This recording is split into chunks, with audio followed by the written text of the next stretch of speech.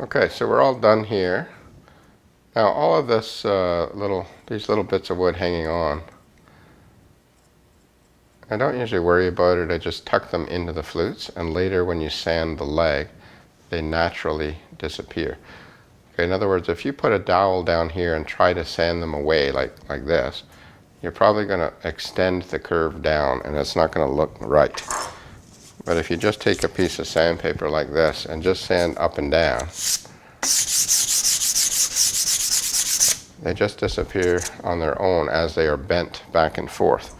Even, see, this one's almost gone. This one is tucked in right now. Even if I don't pull it out before I sand, it's all hanging on to the very perimeter. So even if you leave it tucked in, when you sand a little longer, they disappear automatically. Okay, which is much preferable to you trying to sand them specifically and then changing the shape of the flute. Okay, anyways, that's how you do this stuff, this work.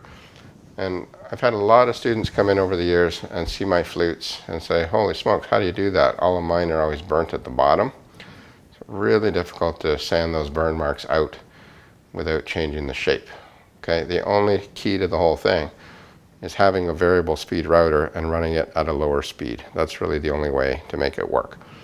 Okay, so either you're running your router too fast, or maybe you went out to buy a router and you bought a really inexpensive one. Usually the cheaper ones have no variable speed, and unfortunately they usually run at very fast speeds like 22 to 25,000 RPM. There's no way I can route these flutes at that speed without burning. Okay, so we've got everything done now on this leg with the exception of tapering, sanding, and a few, finishing touches.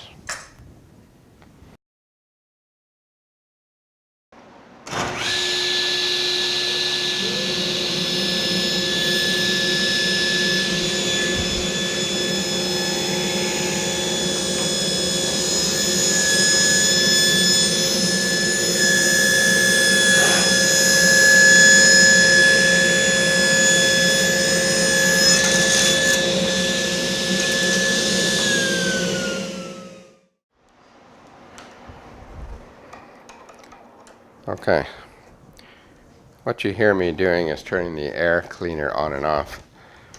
Really, you should just leave it on non-stop when you're machining and for at least half an hour after you're done. But after a while it gets a little annoying and it's maybe a bit hard to hear me. Okay, so we've got our 4 tapers done, but of course a table saw is not what you would call a finishing tool.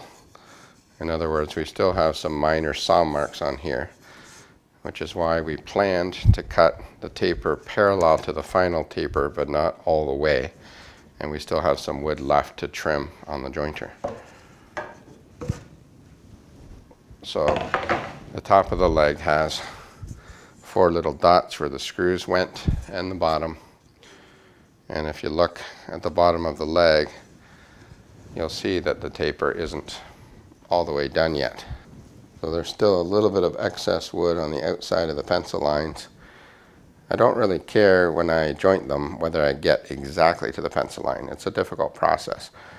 Nobody's going to be able to tell if you're off, a 64th total or something. But we will be very close by the time we're done. It's certainly a more accurate method than a lot of other leg tapering methods. Okay, so the next step is to head over to the jointer and start jointing the 4 faces to get them really smooth.